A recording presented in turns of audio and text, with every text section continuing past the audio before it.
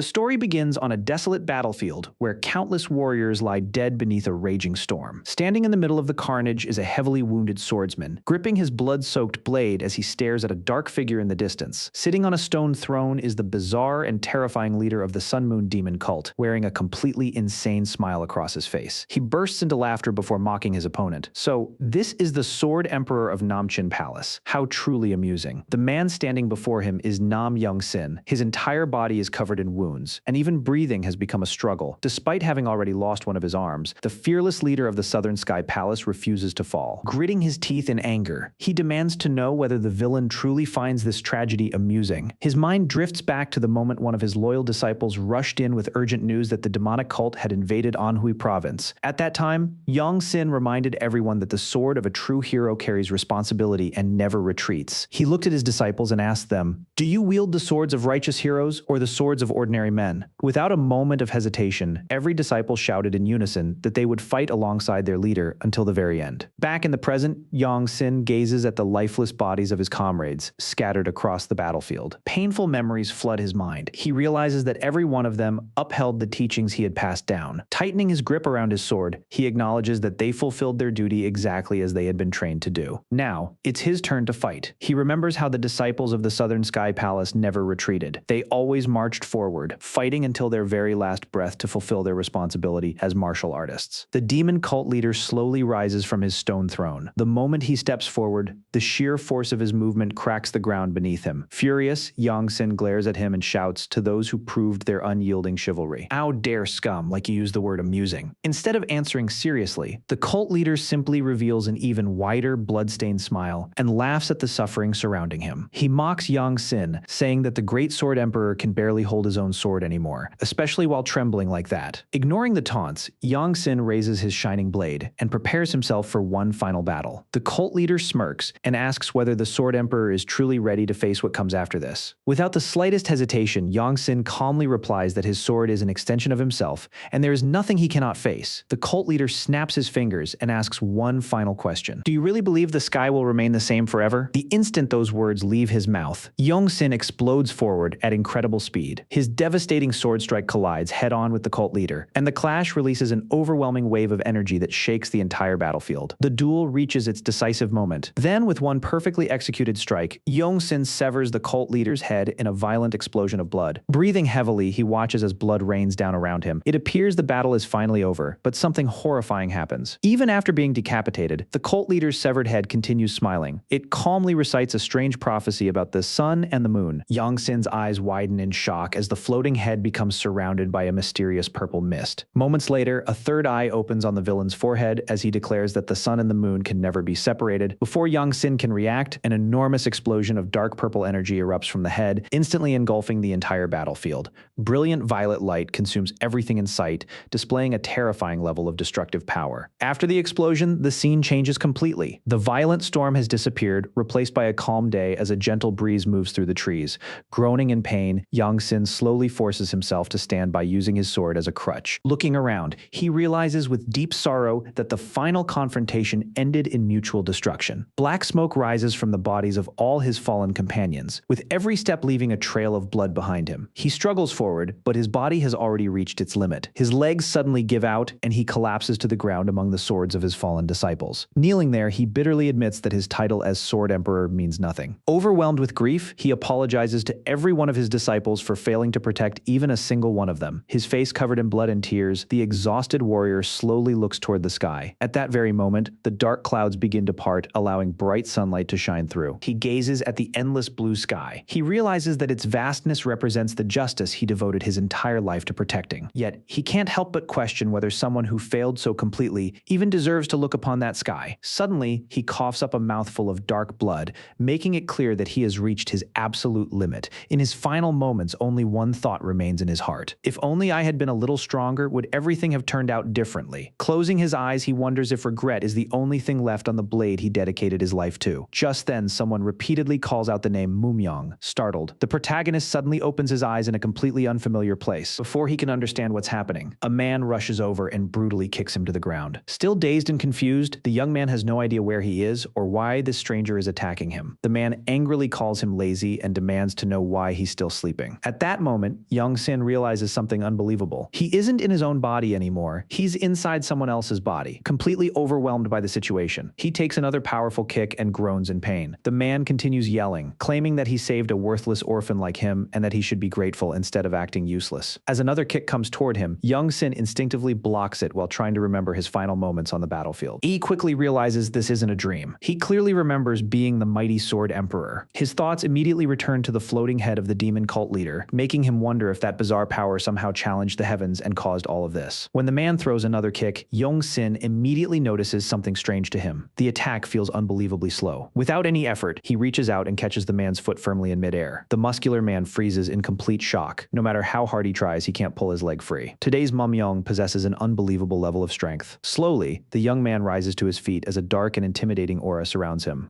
His sharp, icy gaze locks onto the man who had been abusing him without mercy. The overwhelming killing intent pouring from Young Sin instantly paralyzes the aggressor with fear. With one effortless movement, the former Sword Emperor throws the giant man to the ground. Standing over him, Young Sin radiates an overwhelming presence that leaves everyone speechless without wasting another second. He quickly grabs the sheathed sword hanging from the man's waist. Looking down at the coward with complete disdain, he calmly says, "Someone who beats defenseless children has no right to carry a sword." The nearby warriors immediately burst into laughter, mocking the man's humiliation. They ridicule him for being overpowered by a weak boy whose meridians were supposedly ruptured. Unable to endure the embarrassment, the man grits his teeth in blind rage. Screaming with hatred, he demands to know whether having ruptured meridians has driven the boy completely insane. Consumed by anger, he charges toward Young Sin, hoping to reclaim his lost pride. But before anyone can react, Young Sin draws the sword from its scabbard in a single lightning-fast motion. One precise slash. In the next instant, the man's arm is cleanly severed. Every warrior watching the scene is left completely speechless. The shock is so overwhelming that not a single person can utter a word. The man collapses onto his knees, screaming in unbearable agony as he desperately clutches what remains of his arm. With a cold, commanding voice, Young Sin orders him to raise his head. Trembling with fear and pain, the man immediately bows in complete submission. Tears stream down his face as he silently begs for his life. Inside his mind, he sees the gigantic and majestic figure of the Sword Emperor standing behind the young boy. At that moment, he realizes the truth. The person standing before him is no longer the weak and timid Mumyong. The shy orphan has disappeared. Someone completely different now occupies that body. Meanwhile, the scene shifts to a heavily fortified base, hidden deep within the mountains. An army of warriors dressed in white robes and wearing masks prepares to begin a new mission. Their leader gives a single order. Their highest priority is to capture the one with the ruptured meridians. Anyone who dares to stand in their way must be eliminated. Without hesitation, every warrior shouts in unison, accepting the order with absolute loyalty. Back in the village, the wounded aggressor remains on his knees, desperately begging the young boy to spare his life. Standing over him, the protagonist watches with an icy expression while a mysterious glow flickers in his eyes. The man realizes that if he can't calm the young warrior's anger, he will die right there. Terrified, he repeatedly slams his forehead against the ground while crying out sincere apologies. With trembling hands, he hurriedly reaches into his robe and pulls out a pouch filled with gold coins. Offering every coin he owns, he claims it's all he has,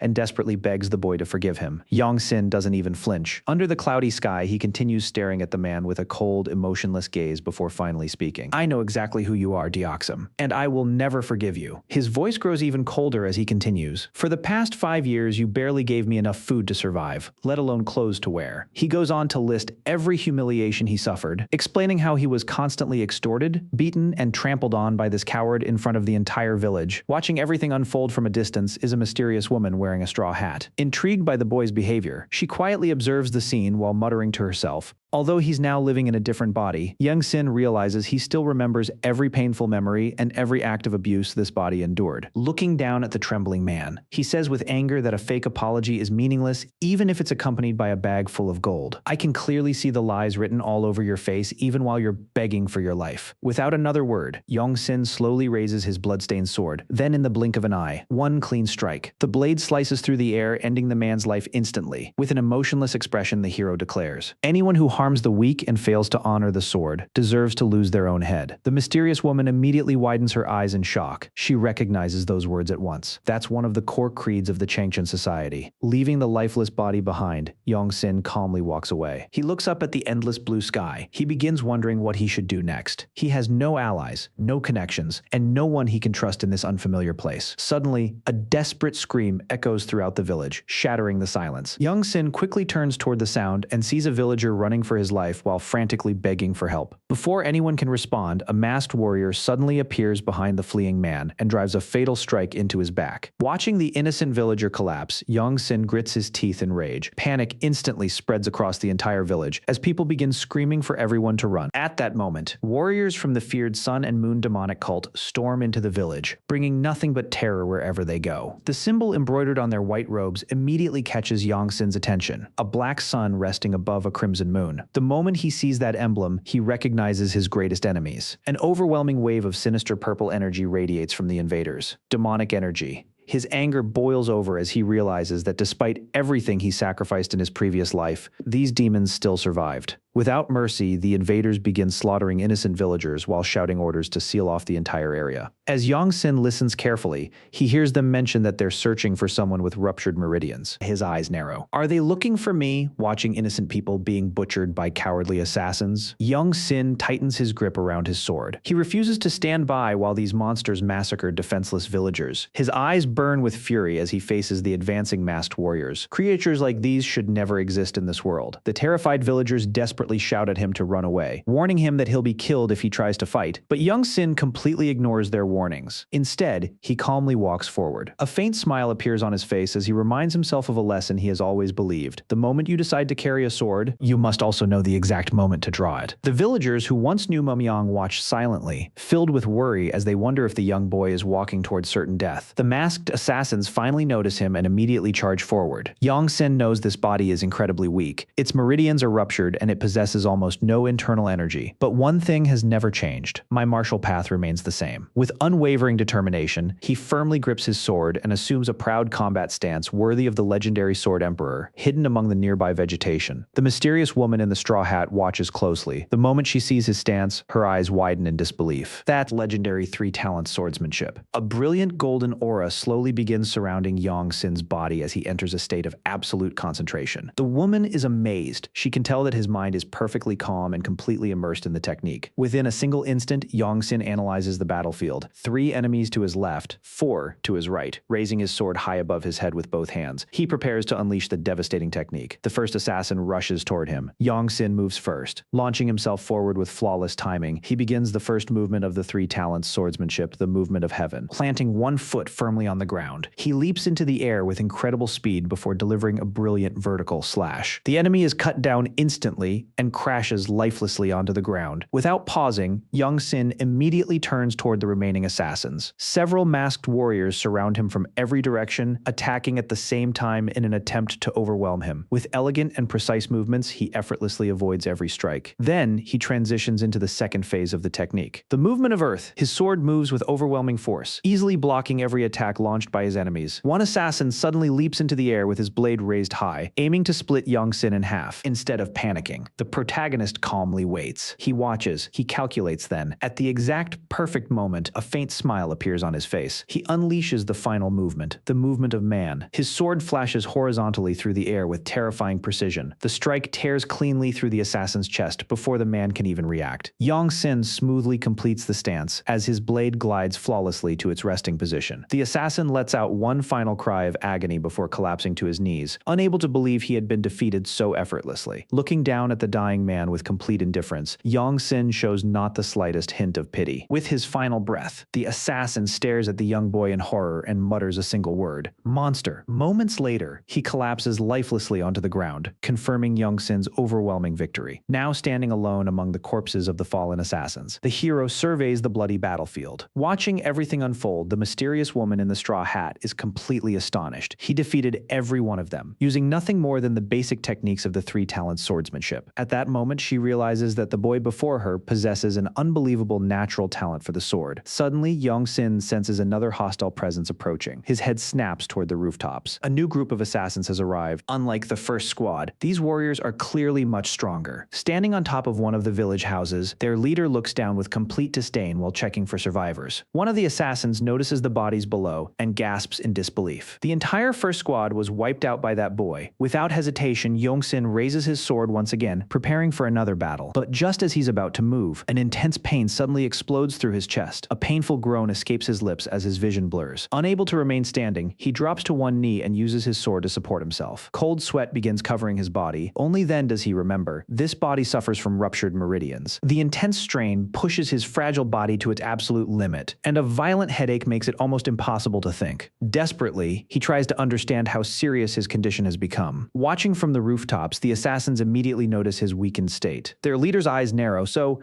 this is the boy with the ruptured meridians. With a cold voice, he gives a single command: capture him alive. Without wasting another second, every assassin leaps from the rooftops and rushes toward the vulnerable hero, determined to take him prisoner. Yang Sin grits his teeth and struggles to raise his sword, forcing himself to endure the unbearable pain spreading through his body. Just as the masked assassins are about to reach him, several brilliant bolts of blue lightning suddenly crash down from the sky, striking the enemies in midair. Yang Sin's eyes widen in shock as the powerful blue electricity appears out of nowhere. He quickly looks toward the rooftops and sees the mysterious woman in the straw hat standing there, her entire body surrounded by crackling blue lightning. She radiates an overwhelming presence as streams of lightning dance around her. The leader of the assassins immediately recognizes who she is and realizes that the Changchen Society has discovered their operation. Without giving them time to react, the woman dashes forward with incredible speed and she lands gracefully in front of the invaders, placing herself between them and the injured boy. Seeing this, the enemy leader immediately changes his orders. Focus on the mission. Hold her back while the rest capture the target. Following his command, several assassins rush toward her all at once. Calmly, the mysterious warrior draws her sword. The instant the blade leaves its scabbard, it begins shining with an intense blue light. Her eyes glow with the same mystical blue energy as she concentrates all of her power. Then, in the blink of an eye, she disappears. A series of lightning-fast slashes flashes across the battlefield, each one carrying violent electrical energy. The woman leaps effortlessly through the air, avoiding every attack launched at her. She lands lightly on the rooftops, leaving behind a trail of white dust before moving once again. From below, Yang Sin watches the battle in complete amazement. He can't help but admire her incredible speed and overwhelming strength. With one final burst of movement, she slices through several opponents at once as a massive discharge of blue lightning erupts across the battlefield. Yang Sin is left speechless. He immediately recognizes the footwork she just used. The infinite steps technique, his eyes narrow. That movement belongs to Namchen Palace. But if her swordsmanship isn't from Namchen Palace, how does she know that technique? Before he can think any further, another masked assassin suddenly appears behind him. Taking advantage of Yang Sin's weakened state, the man reaches out to grab him. "You're coming with us whether you like it or not." Yang Sin tries to resist with all the strength he has left, but his damaged body refuses to respond. The intense pain surging through his meridians leaves him almost completely helpless. Just before the assassin's hand reaches him, blue lightning flashes once again. The mysterious woman descends from above like a bolt of lightning. With one unbelievably fast slash, the attacker's arm is severed instantly. The masked warrior stares at his missing arm in horror. He was cut down before he could even react. The woman calmly finishes her movement without wasting a single motion. Looking at the remaining assassins with complete disdain, she warns them, "Take your filthy hands off the boy. I've taken quite a liking to this child." Meanwhile, Yang Sin continues trembling from exhaustion. He desperately leans against his sheathed sword, trying to stay on his feet, but the pain only grows worse. His vision slowly begins fading into darkness. Unable to hold on any longer, he loses consciousness. The mysterious woman is caught off guard as the boy suddenly collapses right in front of her. Without hesitation, she gently catches him before he can hit the ground. Holding his unconscious body, she wonders how she can help him. Sometime later, Yang Sin slowly opens his eyes. Feeling slightly better, he suddenly sits up only to let out a groan of pain as he realizes he's lying in an unfamiliar bed. Sitting quietly beside him is the mysterious woman who saved his life. Smiling gently beneath the transparent veil covering her straw hat, she calmly asks, "So, you're finally awake?" Yang Sin remains silent. Instead of answering immediately, he carefully observes her while trying to understand the situation. At the same time, countless thoughts run through his mind. If her swordsmanship isn't from Namchen Palace, then how does she know the infinite steps technique? The woman gently explains that she has already stabilized the cold energy inside his body. She assures him that he should already be feeling much better. Yang Sin is genuinely surprised. The 9 yin blocked meridians. Isn't that a condition only women are born with? His confusion only deepens. And yet, she managed to suppress the cold yin chi caused by the 9 yin blocked meridians. Judging by her voice, she's only around the age of a late-stage rising star, yet her martial arts achievements are already extraordinary, realizing she never properly introduced herself. The woman apologizes with a smile. She slowly reaches up and removes her straw hat. Long black hair flows down as she gently brushes it aside. For the first time, Yang Sin sees her face clearly. She's remarkably beautiful. Smiling warmly, she introduces herself. "My name is Li Siha,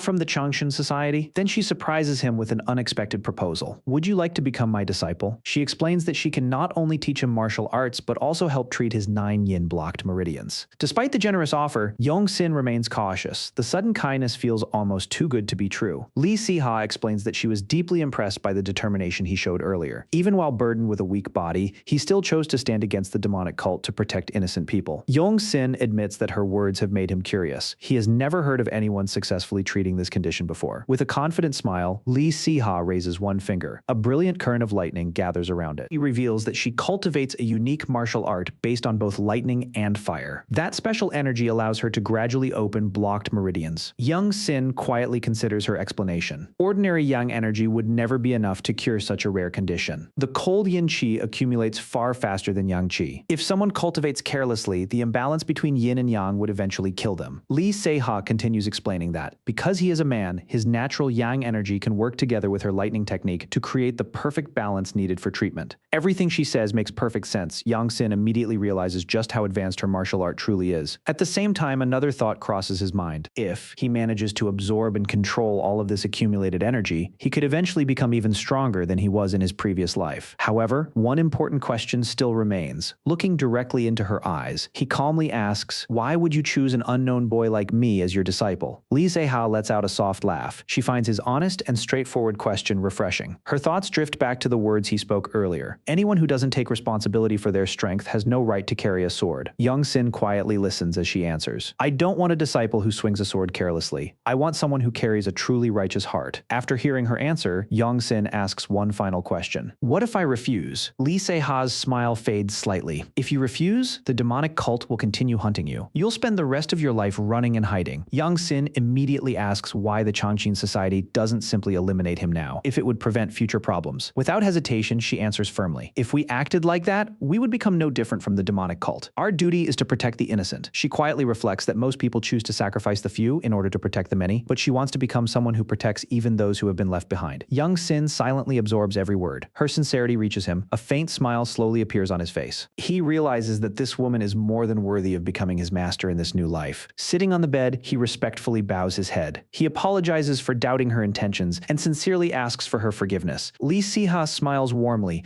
finding his reaction rather amusing. "So, have you finally made your decision?" Young-sin smiles back without hesitation. "Yes, from this moment onward, I will follow you." Pleased with his answer, Lee Si-ha happily welcomes him as her new disciple. A moment later, she gently points out that the name Mumyang doesn't seem very fitting anymore. She asks whether he has another name in mind. Young-sin immediately remembers his previous life. He agrees. A new life deserves a new beginning. Lee Se-ha nods, explaining that changing his name will also make it more difficult for the demonic cult to track him down. After thinking carefully, he chooses the surname Namgung as a tribute to the righteousness and glorious legacy of his former spiritual home. For his given name, he chooses Jun, a name symbolizing his determination to finish everything he couldn't accomplish in his previous life. Before Lee Se-ha can even respond, he declares proudly, "My name will be Namgung Jun." She pauses for a brief moment. Then a bright, genuine smile spreads across her face. "That's a wonderful warrior's name." Namgung Jun immediately straightens his posture on the bed. With complete sincerity, he prepares to formally establish the bond between master and disciple. "I, Namgung Jun, offer my formal greetings to my master." He bows deeply with absolute respect and unwavering loyalty. Lee Si-ha watches him with warmth and pride shining in her eyes. For several moments, Jun remains in that respectful bow, silently demonstrating the seriousness of his vow. She gladly accepts his greeting. But then, a mischievous smile suddenly appears on her face. "Good, because things are about to move very quickly." Her smile grows even wider. "Your martial arts training starts right now." Jun freezes for a moment before swallowing nervously. Everything is happening far faster than he expected. As the sun slowly sets behind the mountains, painting the sky in shades of pink, preparations for his very first lesson begin inside the temple. Lee Se-ha explains that the foundation of every martial art begins with a thorough understanding of its sacred scripture. Then, unable to hide her excitement, she smiles brightly and asks, "Are you ready to learn the heavenly thunder true yang technique?" Soon evening falls over the peaceful village. A beautiful star-filled sky spreads across the heavens, casting its gentle light over the temple roof. Lee Se-ha calls out to Namgung Jun and places a cultivation manual on the table before him. As she is about to address him, Jun politely corrects her. "My surname is Namgung, not Nam." Surprised by the correction, she smiles before opening the ancient manual. She tells him that although she knows he can already read, she'll still explain the basics to make sure he understands everything properly. Jun politely agrees, gladly accepting her guidance tense as he begins studying the manual. While quietly observing his master, a thought crosses his mind. She reached the realm of 3 flowers converging at the crown while still being considered a rising star. She truly is a once-in-a-generation genius. If we're going to face the Sun Moon Demon cult again, Master's talent will become one of our greatest strengths. Her natural talent may have even surpassed the one I possessed in my previous life. Lee Se-ha slowly points at the lines inside the cultivation manual, explaining how internal energy should be guided through the body. June carefully studies every concept without missing a single detail. As the lesson continues, Lee Se-ha gradually finds herself completely speechless. No matter what she explains, the young man understands it almost instantly. She can't believe how easily he grasps every principle. Talking to him feels less like teaching a beginner and more like discussing martial arts with an ancient master. Without either of them realizing it, the entire night passes. Soon, the first rays of morning sunlight begin shining through the mountains surrounding the village. Looking toward the window, Lee Se-ha is startled by the time with concern in her voice. She asks whether he's already exhausted after studying all night. June calmly stands up and replies that he has already memorized every formula. Now, he wants to begin meditating immediately. Lee Se-ha hesitates for a moment. Normally, even talented cultivators require at least several days before they can sense internal energy for the first time. To make sure nothing goes wrong. She quietly stands behind him, ready to help if necessary. She gently reminds him not to force himself. Jun closes his eyes and slowly begins regulating his breathing. Meanwhile, Lee Se-ha thinks to herself, even the greatest geniuses usually need 7 days and 7 nights before they can feel the flow of qi. But the moment Jun begins his first complete breathing cycle, everything changes. He immediately realizes that the body he inherited possesses extraordinarily powerful meridians. Its internal structure is far better than he expected. After only a single circulation, he can already feel his internal energy awakening. Not only that, the strength and width of these meridians are simply unbelievable, combined with all the experience and knowledge from his previous life. Reaching the peak again will only be a matter of time. Suddenly, bright sparks of electricity begin dancing around his body. Lee Se-ha stares at him in complete disbelief, considering that his body was overflowing with cold yin energy. She never expected the burning heat of true yang energy to emerge so quickly or so powerfully. A few moments later, Jun slowly opens his eyes, successfully completing his very first meditation cycle. Unable to hide her excitement, Lee Se-ha immediately starts clapping. She happily praises the incredible performance of her newly accepted disciple. Not long afterward, she smiles mischievously and decides to test him. She tells Jun to carefully follow the flow of energy she's about to demonstrate. Concentrating her qi, she gathers brilliant bolts of lightning into her fist. Pure electrical energy crackles brilliantly around her hand. Jun quietly watches the demonstration. He knows he shouldn't reveal his true abilities to just anyone, but she's different. She saved his life. She's his master. There's no reason to hide his true potential from her. Without hesitation, Jun imitates the exact circulation of lightning energy on his very first attempt. He succeeds perfectly. Lee Se-ha freezes in complete shock. Then a huge goofy smile spreads across her face. She can't help thinking she must have used up every bit of luck she had in this lifetime to find such an unbelievable prodigy. Afterward, Jun expresses another wish. He wants to learn advanced sword techniques, as well as new footwork techniques. Lee Se-ha immediately agrees. Excitedly, she suggests they travel together to the Changchen Society. There, he can search through countless martial arts and discover techniques unlike anything he's learned before. The idea immediately excites Jun if he only follows the same path he walked in his previous life. History may simply repeat itself. He refuses to allow that tragedy to happen again. Instead, he vows to create entirely new techniques far stronger than anything he possessed in his previous life. With that firm determination, master and disciple begin walking side by side. Their new journey officially begins. As they travel together, Lee Se-ha begins explaining the history of the famous Changchen Society. Jun already remembers what it truly is, an alliance created by the survivors of clans and sects destroyed by the Sun Moon Demon cult. After listening carefully, Jun asks, "Didn't you say the core values of the Changchen Society are chivalry and heroic deeds? If that's true, shouldn't destroying the Sun Moon Demon cult and taking revenge be your highest priority?" Lee Se-ha quietly shakes her head. She explains that the society's former leader believed the lives saved by heroes should never be consumed by hatred again. Instead of dedicating themselves to revenge, they choose to use their second chance to extend a helping hand to those still suffering. Rather than walking the path of vengeance, they chose the path of true chivalry, compassion, and hope. Because of that philosophy, the Changchen Society possesses an enormous library filled with martial arts inherited from extinct clans and generously donated by countless members over the years. As she gently places a hand on the hilt of her sword, her expression suddenly turns sad. She quietly reveals that her own family was also destroyed by the Sun Moon Demon cult. For a brief moment, painful memories fill her heart. She then explains that her current martial art is actually a combination of her family's techniques and arts. She later found inside the Changchan Society's library. She confidently assures Jun that he'll also find a martial art perfectly suited for him there, inhering that Jun finally understands how the techniques of Namchen Palace ended up inside the Society's library. Nearly 200 years have already passed since Namchen Palace was destroyed. Thankfully, the Changchan Society preserved its legacy. Noticing the sadness in his master's eyes, Jun sincerely apologizes for bringing up such a painful memory. Embarrassed that she allowed her emotions to show in front of her disciple, Li Siha quickly regains her composure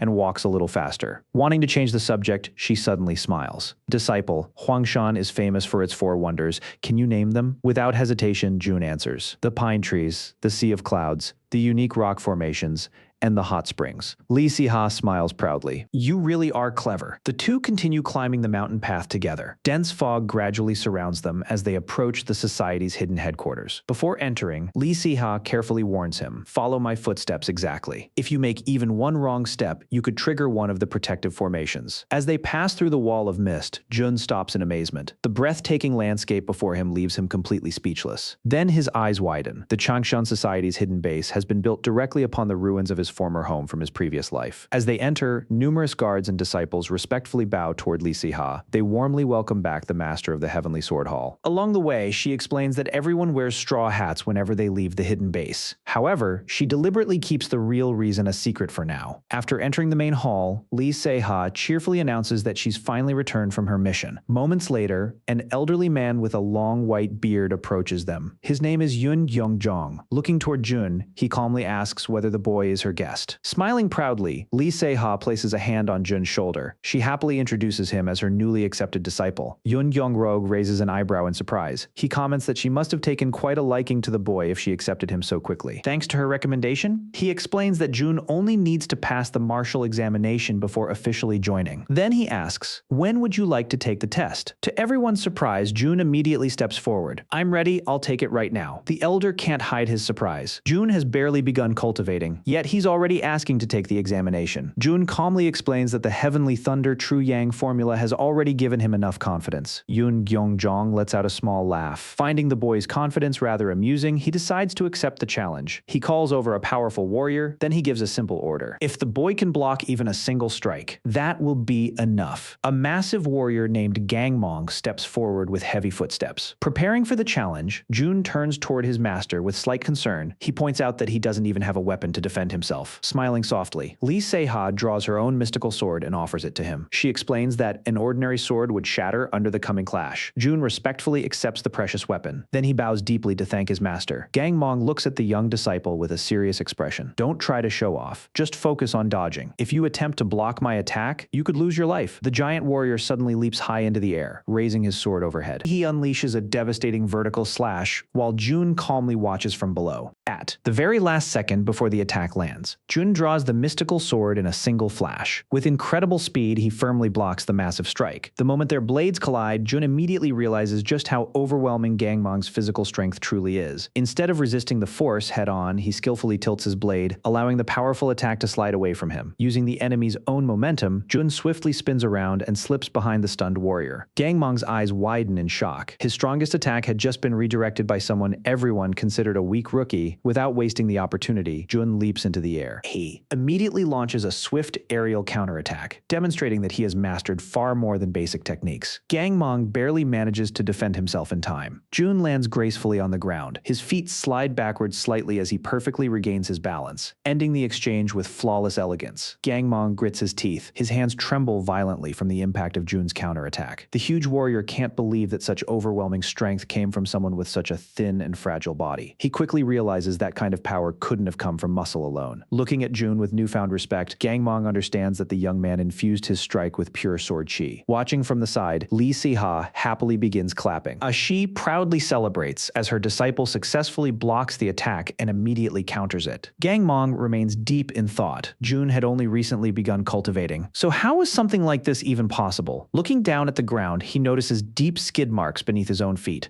Only then does he realize Jun actually forced him backward. The examiner stands stands there in complete disbelief. He never imagined that a rookie would surpass him in a direct exchange. At that moment, the elder concludes, "The future of the Changchan society is in good hands." Watching everything from above, the elder smiles warmly. He immediately recognizes the extraordinary talent hidden within Namgung Jun. Both fighters suddenly notice that the elder has personally come down to witness the end of the examination. Seeing that, Lee Se-ha jokes to herself. If the society leader saw this, he'd definitely try to steal Jun away and make him his own disciple. The elder walks over with a friendly smile. Then he asks the young man his name. Jun answers proudly, "My name is Namgung Jun." The elder places a hand on his shoulder, then he officially declares from this moment onward, "You're a member of the Changchen Society." Hearing those words, Lee Se-ha beams with excitement. She immediately wishes for her disciple to rise through the ranks quickly. "I hope you become a four-cloud member as soon as possible." A short while later, Gangmong approaches Jun with a smile. He begins explaining how the society's ranking system is based on different cloud levels. Then he extends his hand. Inside it rests the official sect badge. He offers it to Jun as proof that he learned something valuable from their duel. Jun deeply admires Gangmong's honorable character. Despite losing, the examiner accepted the outcome without resentment or pride. Jun respectfully sheathes his sword, then he bows deeply before accepting the badge with gratitude. Moments later, Lee Se-ha eagerly asks whether her disciple now has permission to enter the society's repository. After receiving approval, she immediately grabs Jun by the arm. Unable to contain her excitement, she drags him straight toward the massive archive. Watching them leave, the elder quietly smiles. As long as he receives enough sunlight and enough water, he is destined to become a colossal tree that reaches the heavens. Turning toward Gangmong, he adds while she guides the boy, "It will be our duty to provide the rich soil he needs to grow." Left standing alone, Gangmong quietly stares at his own hand. He softly repeats the name, Namgung Jun. Even now, his fingers still tingle from the electricity released during their clash. He struggles to understand how someone so young generated such overwhelming force. The elder suddenly calls him over. Then he calmly advises him to replace his sword. Gangmong looks confused. He doesn't understand why. After inspecting his weapon more carefully, his expression freezes. A massive crack is formed along the sword's handle. He immediately realizes just how terrifying Jun's attack truly was. Meanwhile, Jun and Lee Se-ha arrive before an enormous building. She explains that this place is known as the Martial Archive of Self-Reflection. The moment Jun steps inside, he is completely stunned. Towering bookshelves stretch endlessly in every direction. The sheer scale of the archive leaves him speechless. Even the great library of Namchen Palace from his previous life looks insignificant compared to this place. Lee Se-ha explains that unlike most sects, the Changchen Society allows every disciple to freely study martial arts manuals. Their goal is simple: the stronger their disciples become, the better they can protect innocent people from the demonic cult. Jun immediately understands the true philosophy behind the system. So, you removed unnecessary restrictions and established standards. Instead, Lee Se-ha nods. She explains that although everyone may enter the archive, certain advanced manuals remain restricted based on each disciple's cloud rank. Jun understands why the place is called the Martial Archive of Self-Reflection. Before reaching for a manual, a warrior must first reflect on whether they truly possess the qualifications to study it. Lee Se-ha offers to help him choose an appropriate technique. However, Jun politely declines. He explains that he wants to search through the manuals himself and choose his own path. Smiling, she agrees. Before leaving, she simply asks him to show her whichever manual he chooses later so she can evaluate it. As the crimson sunset covers the temple, silence fills the enormous archive. Jun slowly walks through the endless rows of books from a distance. A young librarian quietly watches him with curiosity. Before leaving, Lee Se-ha reminds the librarian to help the newcomer if he gets lost inside the enormous building. After she leaves to handle some urgent matters,